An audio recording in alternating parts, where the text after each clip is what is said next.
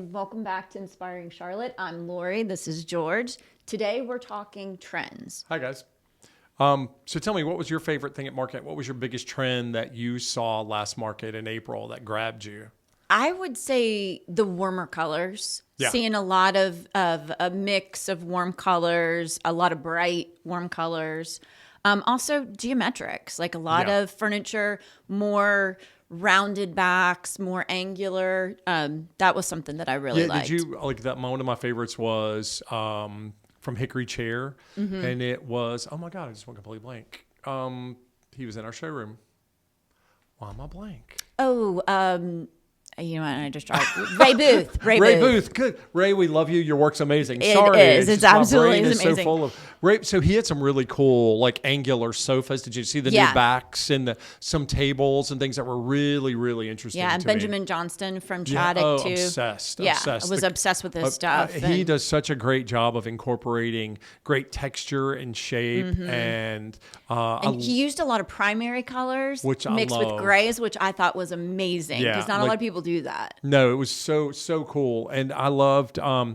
Did you see any of the Corey Damon Jenkins stuff for Hancock Moore and for Maitland Smith? Yes. How he brought back all the almost traditional and almost neoclassic and empire style pieces, but with modern twists. And that's kind of like our last podcast. We were talking about the color and fabrics, and he's had a really fun use of color, texture, layering. It's kind of fun. It's awesome to see how a lot of these designers are being a little bit more innovative with the mixing trends. They're not just going down one path. They're kind of taking loops and bounds and mixing traditional with a little bit more modern take and mixing different types of materials to make these products. It's kind of fun to watch how we're coming out of this vanilla box. Not that it was vanilla, but it was all about keeping it clean and simple and quiet, and a lot of lightness, brightness, a lot of gray and beige and cream, which great basics. Basics. Yes. But now it's fun to see like even Alexa Hampton for Theodore Alexander. Like if you go in her showroom to see beautiful traditional pieces, but with bold colors and patterns and textures, and I think what people miss is that it makes your place original. Yes. And that's kind of what I love. It gives you kind of a little bit more distinct style. It's not so cookie cutter. You're kind of stepping outside the box a little bit. Especially the way we're bringing back old trends like mid-century modern. Mid-century modern wasn't plain. No, it wasn't boring. It wasn't. It may have a little bit more straighter lines, but a lot of it was very color. There was color, pattern, colorful. Texture, and that's what I love, and that's what I've kind of missed the last few years. It's kind of nice to see that this. They probably started 7 or 8 years ago. The bold colors, and they just keep progressing and getting more aggressive, but in a good way. Yeah, it's not like we're looking at fuchsia and purple and pink plaid, and like it's more interesting. It's cleaner. It's simpler. It's like even in the rugs, and you notice that all the vendors that we carry and the ones that we use, I love the way they're taking the old patterns and incorporating color, pinks and blues and seafoam greens and some of these really pretty colors and making it a little bit more modern take. What was probably your favorite thing from this past April at market that you saw? It's funny. It's an older look that I used to love, and it's now back, but clean, was Tara Shaw for Century. Yeah. I mean, there were so many amazing pieces I could incorporate, and I love the way she used the kind of some of the Danish modern clean, but with traditional Italian and European styled furniture, and mixed it and made it feel so fresh and new. Even though, it wasn't new. I mean, it's her interpretation of. Correct. But it made it feel today. Fresh. It made it feel fresher. Yeah. Well, I think that's what goes back to, and we keep saying, great pieces will last forever. Yeah. It's not everything doesn't have to be disposable, and you don't have to follow every trend. You start with really good pieces, and you can build forever and incorporate. I know that's what I've done in my home. I've taken great classic pieces. And then whenever I see something new that may be on trend or maybe a little different or a fabric, you can weave it into your existing pieces and make everything feel brand new. Exactly. I mean, what was your favorite? I really did enjoy seeing all of Tara Shaw's stuff. Yeah, it was incredible. It was gorgeous stuff. Probably too, I always love going and seeing the color stories in the different showrooms. Yeah. Especially like Highland House, Lily and August, all of those. Mr. and Mrs. Howard. Mr. and Mrs. Howard. Mr. and Mrs. Howard had a hand-painted floor that would because Hickory White and Cheryl own the names or the brands. Yes. Or those brands. And Mr. and Mrs. Howard, when you went to their showroom with Lily and August, that hand-painted floor when you went in was just... It set the tone. No, it makes such a difference when you walk. Yeah, and then to go in there. And to see how cool it was, how like even though they share a basic space, how that one common area led us to the next showroom. Well, led us to Mr. and Mrs. Howard. Then you saw this beautiful story that Mr. and Mrs. Howard laid out as you went through the showroom, and then you could go off that same space and go into Lillian, and it just flowed with such ease. And it was colorful. Yeah. It wasn't a boring floor. I think it was like pale, like a seafoamy pale blue-green with blue and a little bit of orange. And there was some geometrics in the floor. And it was just magnificent. And then you go into Mr. and Mrs. Howard, and it was this clean, beautiful. And even they, with these traditional paneled walls, had almost mid-century modern curved sofas with high arcs on each end. And the texture, the layering. Again, that's what layering, texturing, color. Yeah. Shapes. It was so much fun. Yeah. And that's what I love about going to market is getting some inspo, knowing what each manufacturer is providing, seeing the new stuff, seeing it in a way that their designers have created it, and how you can make it more your own or your customer's own is so exciting. And then we have like contemporary vendors like Vanguard, who I consider a little almost mid-century to contemporary and transitional. How even like Tom Felicia for Vanguard does this beautiful, like layered, textured, almost a little bit of a mid-century to Southwest vibe. Yeah. And then for him to pull bullion fringe onto sofas and ottomans again, which I haven't seen in years. Which is so traditional. But it looked so cool. It did. It was such a cool vibe. I know. Like it made me want to go put bullion on stuff. Exactly. And I'm like, people look at me like I'm crazy. Like bullion friends, that was from the 70s and 80s. No, it is, but it's back. different. It's resurging. It is. Yeah. And when you layer it, it looks so good. Yeah. And that was another thing, seeing the different textures in the fabrics and mixing that in with, different pieces and stuff. Lighting. Oh, yeah. Lighting's amazing. And artwork, too. We've talked about that. John Richard is amazing to walk through, not just for the lighting, but also their artwork. Well, and the way they do that. Like, the one, they had this amazing piece that was a woman's silhouette. And from a distance, you were like... And I actually have a picture of it. Yeah, it's just like... It's like one of my favorite. Like, from a distance, you looked at it and you're like, okay, what is that? It's really cool. It looks kind of plain from a distance, but when you get up on it, it's was pieces of zippers. Who does that? My brain doesn't function that. Yeah. What about the one that was it was a shadow, like almost a shadow of a woman, and then you walked up to it and it was folded magazine articles. Yeah. Like or push pins. They use push pins with string. Or the folded paper. Yeah. Like, it's amazing the innovation of some of these designers, artists. But it's incredible. Adding texture into art. Exactly. And it's adding another design element that I think people don't even think about. They're so worried about, does the color of this art match the color of my furniture? And it doesn't have to match perfectly. Art is an expression of your taste. It's so subjective. It's so subjective. You don't... I think people get caught up on the color. Is this painting going to be okay over my blue sofa? Mm-hmm. Yeah. Not an issue. Not an issue. Yeah. I mean, I don't you should love when you buy art. It should mean something to you. It shouldn't match your furniture. It should inspire you. Yeah. It should trigger some sort of thing. Exactly. In you. It should flow with the space, but it doesn't have to be matchy. No, it doesn't. But me with lighting, like the thing about lighting I love now is how there's so many good metals. And you can use, they're the textures, the woven like natural materials like straw and cane and mixing them with metals and great the gold metals and soft silvers and well, nickel. Even like natural stone and using natural stone in your chandeliers or in your table lamps. Yeah, exactly. Yeah. And that's part of that layering thing that Adding we've been texture, seeing so long, that's adding dimension to a space and not just being, oh, I love your beige rug and your beige sofa and your gray walls and your cream pillows and it's just all beautiful. It just adds more dimension to the room. Give it some personality. Exactly. Give it a little love. Exactly. One of my other favorite trends was the usage of brown wood again. Oh yeah, brown. What happened? There was grays and painted. Ceruged everything, and it's kind of fun to see brown again. But it's not old. It's not our old brown moms like Queen Anne leg carved with or ball and claw foot. It's, even though some of that's back too, it's the way it's the new interpretation. I think that's, nothing I don't know that you could reinvent furniture. Everything that's kind of been done in furniture has been done. And everybody copies each other. Yeah, so it's all just a reinterpretation of. Exactly. Like the Klezmos chair is probably the oldest chair known to man. It was invented thousands of years ago by the Greeks.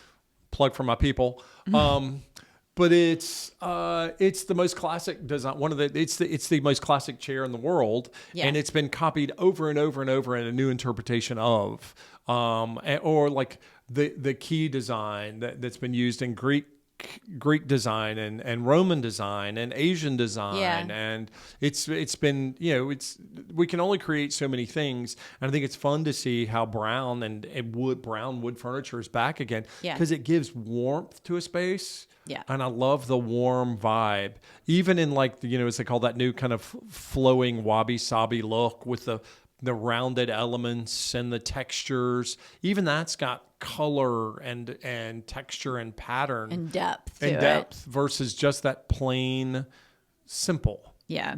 And this trend's kind of been building and building and building, and it's nice to see. Yeah. And another thing that we always talk about is tailoring. Yes. That the higher end manufacturers are going to have better tailoring. Yeah.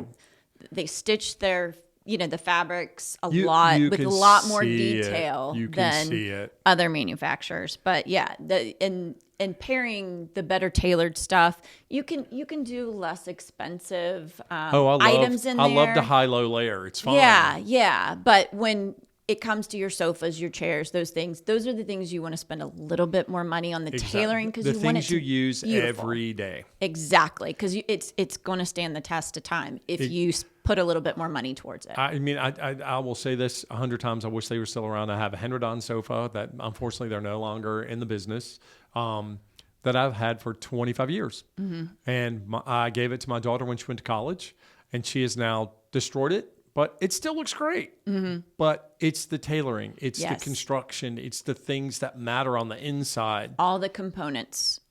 And we talk about trends, but the ongoing trend should be quality. Right.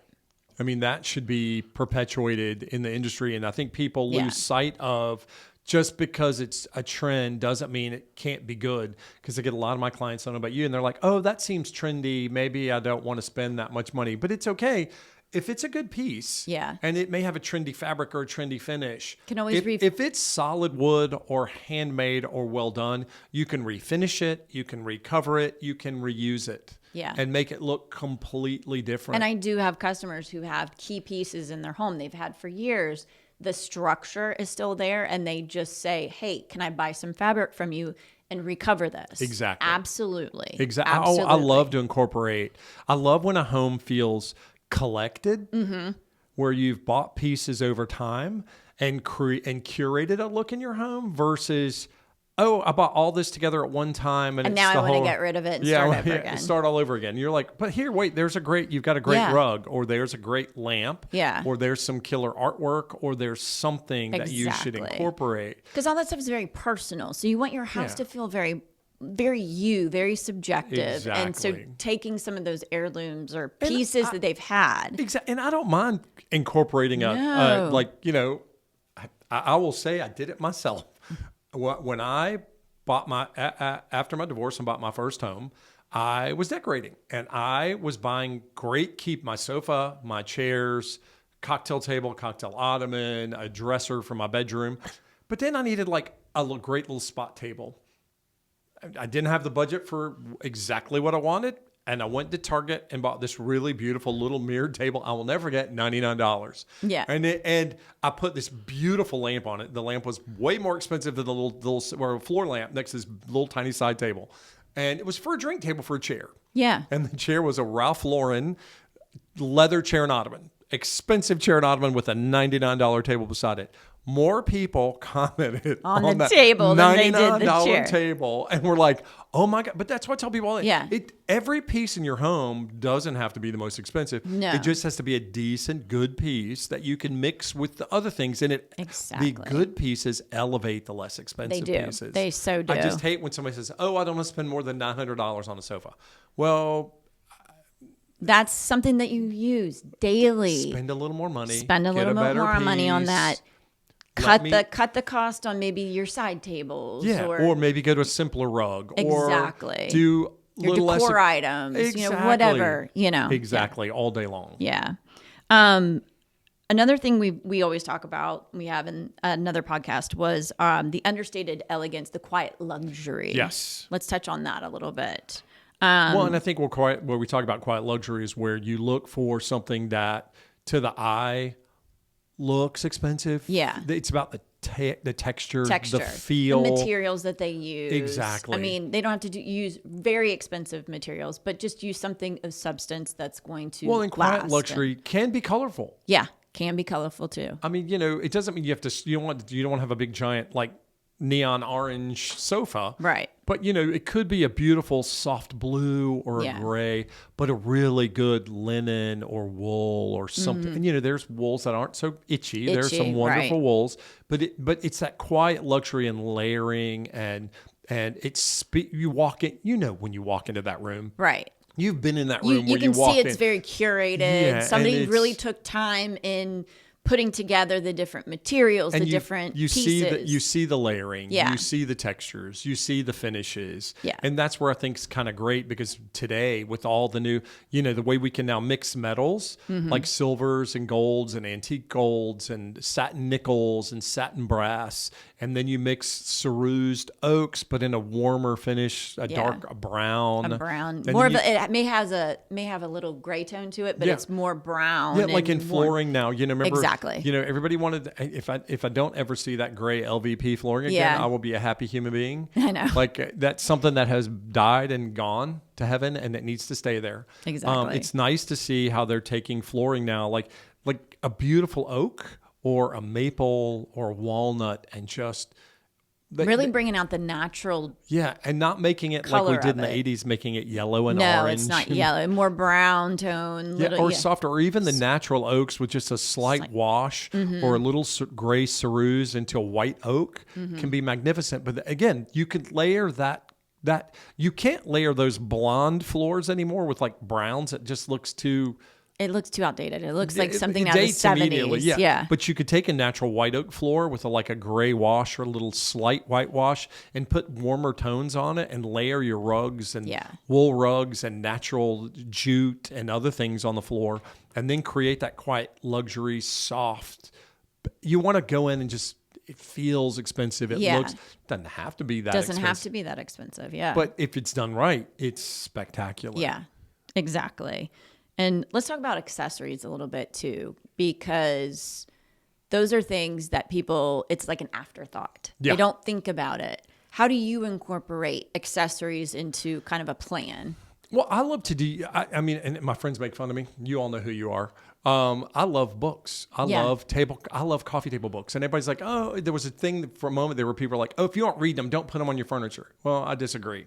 Yeah. I mean, you can go to a used bookstore and find a wonderful old coffee table book. Take that cover off. Take the cover off. Let speed that up. natural cover. The leather, the cover. Like it just adds a texture and a color to a room that nobody thinks about. Exactly. And it doesn't take a lot of them. No, it doesn't. I mean, you can put them on shelves. I mean, I have a couple on my coffee table with a piece on top of it. Yeah. Well, it kills me when I go to people's homes and they have these beautiful built-in bookcases, or they have an etagere that's like gorgeous, and it's got 5 million pictures and a bowl and then a fake flower. And I'm like, that's a bookshelf. Where are the books? Yeah.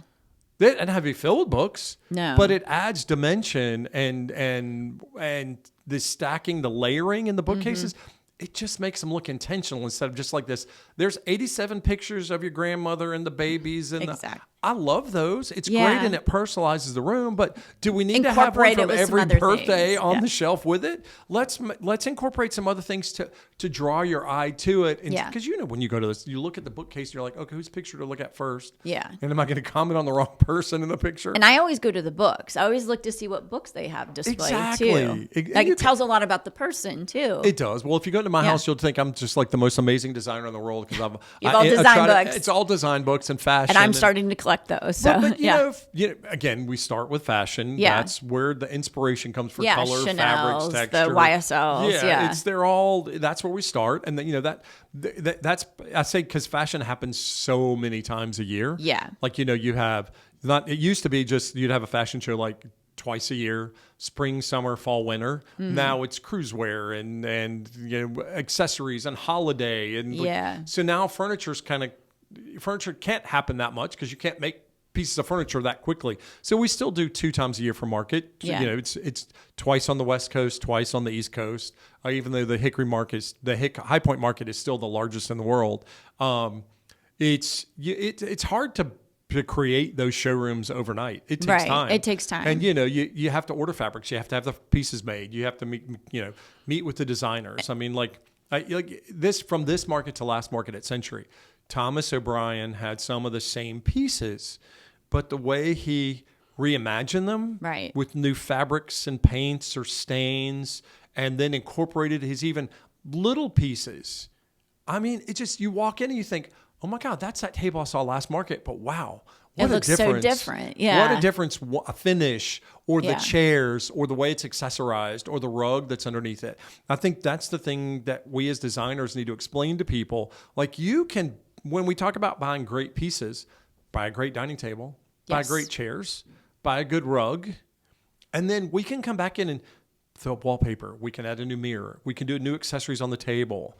We can recover the chairs. Yeah. We can do things that elevate your space and make it feel fresh all the time. I move artwork. I don't know if you do that in your home. Yeah. I move it all the time. I move it too. Yeah. I mean, people are afraid to move. And I'm like, it's art. Yeah. And if you have something that, it doesn't have to match every room, but if you just like looking at it, put it in a different room. Put it in a room that you frequent more. Or put it in a place, like I've got a place in my home that I love because it allows me to put a piece of art kind of down low near the floor. And when you walk into the space, nobody pays attention to it. But as soon as you sit down on the sofa, people always go, oh, wow, what a great painting. And I'm like, well, I've never seen somebody put it, but I learned it from another designer, Jean-Louis Deneau. He loves to place things low, and because I think he explained to me that it was if sometimes he loves to collect portraits. I was in his home and we'll call it Chantilly, but it's Chantilly. I probably destroyed the French, so we'll go with that. But I was at his home there, and he had portraits that he collected. Didn't know who most of them were, but he loved old portraits. And he had them down low, like when you come up the staircase, you'd see one like positioned on the floor. And he had some hung, but he said sometimes he loved to just move them around because it made his space feel fresh and new. And he said sometimes you get a different perspective. And that's what's fun about art too, when you're hanging things. Maybe put them at a different perspective. Like, I think most people don't realize when you're in a dining room, the artwork doesn't have to hang in the same place it does when it's in your living room or in a hallway. No. Because you would see the art most of the time when you're sitting down. Correct. So maybe hang it a little lower. Yeah. Maybe put a piece down beside a sofa, like off by a table low, so someone gets a little peek at that. And this sounds so cliche, but it creates a moment. So I like a moment. Oh yeah, it's kind of a silly thing, but I love to walk into a home and like just stop and look at the way someone's put things together. Yeah, like a bookcase we were talking about earlier. Like 9 million pictures are great, but there's more to your life than just pictures. Like, Show us some things you've read. Show us things that you've collected that are interesting, and let's incorporate them and make the room interesting. Hey, I love finding a picture or a poster or something and then having it professionally framed and put it up in your home. Exactly. Especially if it has some meaning to you. And then like put it's it in an event you've been to that you loved. Exactly. It brings back the memory every time you see it. And I do. I have like concert posters. What was your favorite accessory trend this market? I really, to be honest, I didn't take as much notice to accessories this market as I normally do. What was yours? There's a lot to see. Yeah. There is, and everybody does something very different. Yeah, so. I think it was the use of natural materials like stone. There's some really there were some good stone bowls. But the art to me is always probably the most fun. Because I would say art. Yeah. I mean, I love art. It can change the whole vibe of a room overnight. Oh, it does. It totally does. Art, and I think sometimes I love incorporating old pieces, like old antique pieces and finds. Yeah. And for accessories. Thrift stores are really great because you can find a lot. People are so scared to go into thrift stores, but you really just can wash find. It. Know that if it's a fabric, you have to. That's the only scary stories I've ever heard when you kind of troll the internet sometimes. But I'm talking these about people that more thrift and they buy sofas and things. I'm like, oh, you need to clean it. I'm talking about accessories, lamps, those kind of things that you can repurpose. Or even have rewired or reused. It's and chandeliers. Like chandeliers were huge again. Yeah. And people look at you like, what do you mean a chandelier? Crystal? I'm like, yeah. There's crystal people adds a put them dimension. in their foyer, and the rest of their house may not look like that foyer, but it's such a sight to see that crystal chandelier. Visual Comfort did these insane. It almost looked like metal ropes with crystal, optic crystal, and LEDs that they kind of draped in the space. It was so insane. And then John Richard had some amazing crystal chandeliers. Oh yeah, but they were quartz crystal natural quartz crystal they had polished. Yes, and they were so beautiful to see the dimension and the texture. I think people forget when they're buying things like that. A chandelier is an accessory. Yeah, it is. Yeah, I mean, it is considered an accessory. It's going to add to the space, but yeah. And it's even the natural stuff from like arterials, all the stick and the twig chandeliers, stuff and the heavy metals. And another one, like if you've looked at, and they're old school but they're cool. From Curry and Company, they have the shell chandeliers and the shell mirrors. It's very coastally looking, it is, but you know what? There's a place for it in any room. Yeah, I think people get afraid. I don't live at the coast, so I can't even think of the shell. Really? No, you bring shells home from the coast all the time and put them on your bookcase. Right. You can mix it in with other items. Yeah. But that's what you got to stop being afraid of. I think people need to stop being afraid of letting it be different. Yeah. Don't feel just because you've seen it one way in a store, it has to be that way in your home. I think they kind of lean more on the designer at that point to tell them that this is okay. I think they don't trust their own opinion sometimes. So that's where we come in and we have to reassure them, no, this is fine. Trust the process. This is gonna look good when we're done. So just keep going. We're gonna go down this path. Well, I think it's hard for people to visualize, and you can do a vision board all day long. Right. You can create a vision board. You can do a vision board for them or show them kind of like our design board where we're gonna go. And it's still, most people can't comprehend, wait, that check fabric is gonna be all over my sofa. That houndstooth, that plaid, that stripe, that dot is going to be on my chair. It's going to be a pillow. But what about my rug? It's okay. That's what we're here for. Yeah. Trust us. We're the professionals here. You asked me to create a look. That's what I'm going to do. And that's where the accessories come in to complete the look. Mm-hmm. I mean, you go into some homes and you see a beautiful rug, great sofa, nice throw pillows, a couple great chairs and a table and some lamps. And then you're like, it just feels undone, unfinished. Yeah. It needs some more. People forget window treatments too. Exactly. Huge part of a room. It is a huge part of the room. And it doesn't have to be when I say window treatments, people say, "Oh, you want me to put draperies up?" Like, do you want drapes? They don't have to be nice, heavy draperies either. Simple they can panels and a French rod. French return rod would be gorgeous. And just do some shears in the middle. Or a woven shade. Not the blinds that came with the house or the apartment. No. But you can add some texture with the window treatments Simple too. things. Simple. It's so easy to elevate a space. But I go into homes that are magnificent. I'm like, it just doesn't feel finished. Yeah. And you want to go, this needs a drapery. Something needs to be on this cocktail table. Yeah. There needs to be a throw over this chair. Or add a floor lamp over this. Layer. Make it feel finished. Yeah. And not just but again, don't have to rush to finish it. No. Just take your time and buy the right things. And another thing is, so many homes are built as open floor plans now. Yeah. So people think everything from the kitchen to the living room to the dining space has to match. And explaining to them, no. It can flow with different textures. Exactly. Different wood finishes. Just don't go too far in an opposite direction. But you can blend things as you go room to room. Yeah. Well, and I love to throw a painted piece in. Yeah. Love a good painted piece. Oh, yeah. Or take a piece that you don't expect. Now, I do have a hard time sometimes if it's like a really magnificent wood or there's an inlay or a finish. But sometimes it's just a plain old chest in a bedroom to have it refinished or painted. Yeah. With some great hardware can go a long way. And I'm working on a project right now where they do have this antique piece. It was the grandmother's, I guess, chest or something. They're putting it in a bedroom. One of the guest rooms, and I think we're going to do a painted bed, like a rattan painted bed, because they wanted something soft, and I knew we could not match that same finish. It's an old piece. I love that you're taking them outside of that. Sorry, this is going to sound awful. I need a bedroom set. Right. No. I need a living room set. Doesn't have to be matchy-matchy. Set. Exactly. No, and they loved it. They love the rattan bed. This isn't 1962. Right. This and a is blue, 2025. green rattan bed mixed with this and the bedding. And that's how I reassured them. I was like, well, we'll just do some bedding that kind of blends this all together. Yeah. And they loved it. So, those kind of things I really like when it's not matchy-matchy. Yeah. You know?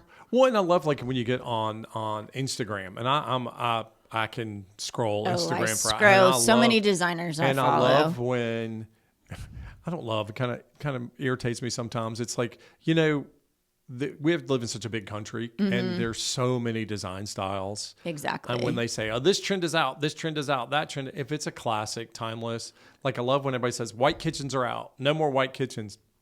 Classic simple. Yeah. Classic simple. Because you can do so many things with a white kitchen. Oh my God. And it never goes out of style. Yeah. It's just timeless. It can be boring, but that's okay. You can change the backsplash. You can change the... Exactly. You can change the hardware. You can do granite. The island in something different. Yeah. I love some of the new trends in kitchen cabinets and the colors. And they do a different color on the island. Yeah. And totally different look. The color saturation. And I love color saturation right now. Oh, yeah. I've been kind of doing, I hate to say, for about 10 years.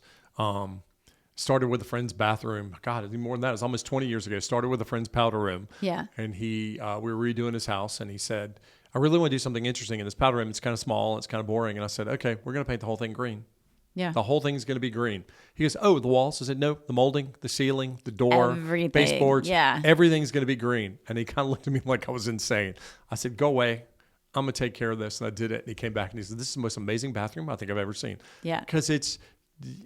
The color saturated trend, which I love, is just wonderful. It makes gives a room a moody vibe and makes it feel cohesive. Yeah. Without seeming overdone. Well, and I think too, it tends to draw your eye up a little bit more because the color just continues as you go up. And you notice the ceiling or you notice the beautiful molding. When people think, oh, well, you're going to paint the same color, it's going to be done. No, paint it in different gloss. You know, like do semi-gloss or high gloss oil on your or a lacquer on your walls. Do the molding in a lacquer, the walls in a flat. Yeah. Do the ceiling in a similar shade or different, like an eggshell or a sheen. Or you could go a couple steps down in color and make it maybe a little lighter or darker up top and. Yeah, exactly. But that's it all ties together. It goes back to when you're completing a room. This is where you want to start. Do we want to color saturate? This is where our textures and fabrics go. This is how the furniture pieces that we select, and this is again how we layer the room, make it all work. create a color story and make it come together with accessories and great pieces and make it look finished. Yeah. And I think people lose sight of, well, I love this sofa, but we're going to put an orange chair with it. We have to trust the process. Let us create a look. Yeah. And do it. Right. But you can carry it through your whole home. Like you were talking about earlier with these open floor plans. Yeah. Like you can saturate a room and then take some of that color and move it into a piece of furniture in the next room or into a fabric or a texture or a wall covering or a window or a lamp or window treatment. Window treatments. Yeah. You know, your whole room doesn't have to be, if you're in an open floor plan and this room's blue, then you can bring that blue into this and add in some other colors. Or different texture, or different pattern, or different color. You know, it's so easy. Well, it's easy for us because we do this, but for most people, and it's fun to see when you do it, right? How people go, wow, never even thought about that. Yeah. Never even thought about continuing that color into this space or taking it around this corner or layering it the way you've layered it. Exactly. And too, maybe you can speak more to this, rugs. How you incorporate rugs when you've got every other piece. Do you start from the top down or do you start with the rug first? It's so personal. I love starting with the rug. Yeah. To me, that's that art on the floor. Right. A great rug, especially. And I hate to say, I love a traditional hand knot in new colors. I love some of the bold patterns and colors we're using now on traditional rugs. I do too. It's just hard to find some customers to buy into that. And I think what people get afraid of is, if you've got a large pattern on the rug, how do I incorporate other patterns in the room? Yeah, they get scared with the pillows. And I'm like, pillows are so small. Well, and your pillows don't sit on the floor. They sit up on the sofa. Exactly. So why are you worried about the pillows? Exactly. Or even if you do like a large print on the rug, you can do a small print on a chair. But it's all about scale and proportion and how, if you have a beautifully open woven rug with a beautiful open pattern or a floral or, something that's really interesting, and then incorporate a stripe in a chair or a check on a sofa or a plaid, you can mix it all and it just makes it look so much more curated and exciting. Yeah. And then you can pull colors from that rug in your chair, in your sofa, in your pillows. Exactly. People don't think about layering rugs. No. It's so easy to do. You could do a natural over top of a hand knot or what have you. Yeah. Or you can throw a hide over a rug or a jute. We see it all the time at market too. Yeah, it's fun to go to market, and hopefully one day we'll get to take you guys there and show you a little bit about what goes on at market. It's really a lot of fun. But to see how a designer's brain works in such a large space. Yeah. Because it's amazing how you go to market into these huge showrooms and the rooms are completely different, yet they all work. Yep. You can go from one space to the next. And it flows. Yeah.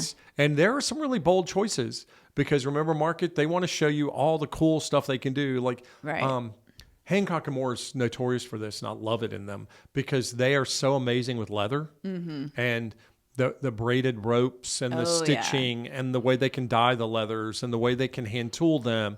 And they will mix like patterns and textures all together on like one bar stool. And it looks kind of wild.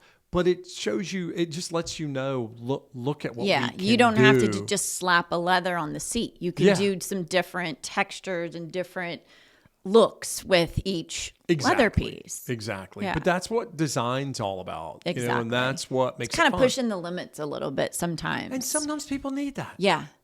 They need to get out of their comfort zone. Quiet too. I've got no problem with the kind of a quiet vanilla, but I'm still going to put a little punch of something in there to let people know this. I did this. This is what I do, and it's fun for people to when you get it all put together. Go, wow, this is better than I expected. Yeah, exactly. And I think too, sometimes we have to push customers just a little bit out of their comfort zone. Yeah, and I get because they don't know until they know.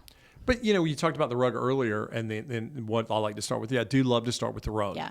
But if I have the furniture, if somebody's not comfortable, they've decided, we did all this beautiful furniture. I love my room the way it is, but I'm going to redo my hardwoods, and I think I want to add something to the floor. Well, then you have to go find that rug that you can incorporate into what you've got. Yeah. And maybe sometimes it's not a really patterned hand knot. Maybe it's a really beautiful hand tufted simple.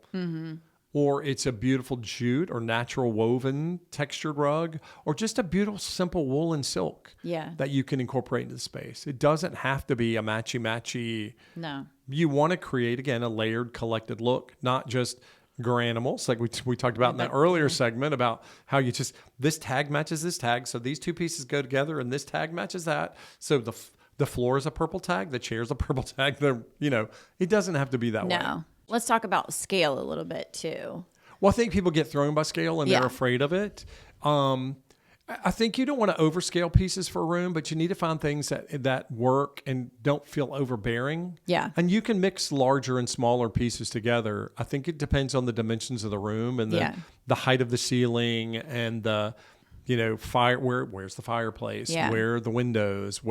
And I think that sometimes people get these hulking pieces of furniture for these small rooms, and it overpowers. They don't realize it overpowers. Yeah. Yeah. And that's where we can kind of come in. We have a floor plan, computerized floor plan that we can actually plug these items into. As long as they have the dimensions and the floor plans for us, we can plan it all out for them and show them, here's some different options. You can do a sectional this way. You can do 2 sofas. Well, it's like when you talk scale and proportion, there's nothing worse to me when you're in a space and you've got this beautiful furniture and the people are afraid of a rug. Right. And you finally convince them to do a rug, and all they want is a little postage stampy rug sitting 8 by 10. And you're like, no, you need a 10 by 4 or a 5 by 8 right in front of the sofa with a coffee table sitting on top of it. No. Do it bigger. Doesn't work. Let it go out. Let it cover most of your living room. Or when they buy these beautiful nightstands and a beautiful bed, and they put these little tiny lamps beside the bed. I don't know where they got the idea of these little baby lamps that you can't get any light out of. On a big, wide nightstand. Giant nightstand. Yeah. Like, it's mind-numbing to me. Yeah. I need to take a little quick break. Okay. And get a sip of water, and we'll be right back. Welcome back. We're now talking about color palettes from some of the recent projects we're doing, because we're seeing kind of trends with different colors. So, George, tell me, in a recent project that you can think of, what? I'm finishing up one now. Started with the rug. Beautiful, like it's kind of a cream off-white with purples and blues, but they're soft. They're not like bold. It's a muted, really traditional piece that's been rewoven with just beautiful color. A lot of great pattern. And I went with cream sofa with bold needlepoint pillows. Yeah. And or maybe needlepoint's not the right word.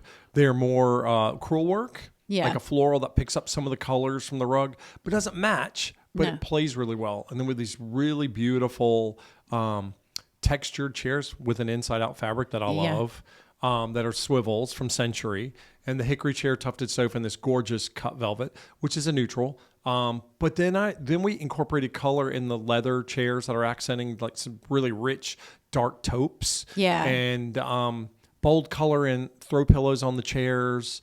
And the rugs really kind of setting the tone with the color in it. Yeah. Because the color is so rich and elegant. But then I did another room with a gorgeous like blue-green hand knot again, with a reinterpretation of a traditional pattern. Yeah. With blues and greens and purples, and it's just a lot of fun. Yeah. And but we did some neutrals. Yeah. Because a lot of people like a little pop, but they can't handle that much. Yeah. So we did a really beautiful neutral sofa, but with great colorful pillows and beautiful like pale blue plaid chairs that kind of pick up the colors in the rug. Yeah. What about you? What's your most recent that sticks out? I'm seeing a lot more customers wanting to do blues or greens or the blue greens. Yeah. And mixing those too has been kind of exciting, because it's not just navy or just a specific color of blue. We're mixing maybe a navy with some more blue greens and you trying to find rugs that kind of incorporate a little bit of each. And so blue greens, I do have customers who like doing the colored leathers too, and incorporating that like a hunter green leather, like a really kind of more moody kind of huntsman look. It's fun to see the leather companies now too coming out with these really bold colors. And people will flip through and be like, ooh, that lime green or that orange. Yeah. But to be honest, an ottoman in that, or a little poof, or a little small just a bench little pop of color in that room, it makes a wild difference. Completely. Yeah. Yeah, that's what design's about. And that's those are the rooms that when people send you their vision boards or their Pinterest board and they're like, I love this, I love this, I love this. Then you're like, well, look, there's a lime green. ottoman over in the corner that obviously you like because it drew you're drawn to it, or there's a great wallpaper on the back of that bookcase, or there's something interesting. And but the color, color. And I think that's the hardest part sometimes, is trying to get people to kind of step out of the wheelhouse just a little bit and incorporate some color into their project, because I think they feel like they've got to do it all neutral, or maybe just have this as color, but it's a solid. There's no pattern to it. So bringing some of that color in through the pattern too has been really exciting. I'm doing some chairs right now that, it's kind of a softer blue. They have like a navy kind of sofa. Yeah.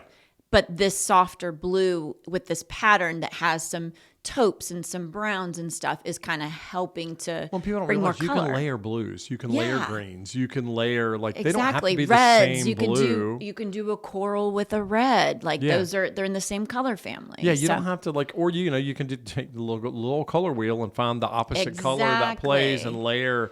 I remember that from design school. Blue and gray. Exactly. If you really want to keep with the grays, we can do blue and gray and brown and gray and red and gray and green and gray. Neutrals can mix. Are great, but mixing colors and in kind of the same color family is really fun and really exciting. So, well, that's all we have for today. Thanks for joining us. Thank you again, and we look forward to seeing you soon. Thanks. Bye, guys. Bye-bye.